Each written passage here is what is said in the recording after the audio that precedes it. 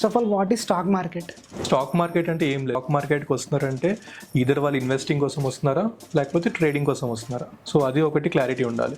Initial ఒక fresher start చేయాలని అనుకుంటే సపోజ్ ఒక ఎంప్లాయీ ఉన్నాడు, నార్మల్ ఎంప్లాయీ, ఒక మంత్లీ 20 to 30K ఎర్న్ చేసే ఎంప్లాయీ ఉన్నాడు, అతనికి ఇంకో సైడ్ ఇన్కమ్ కావాలి.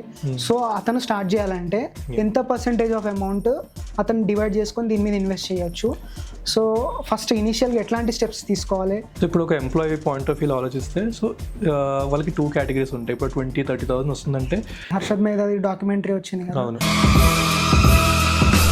సో అతను ఏం స్కామ్ చేసిండు?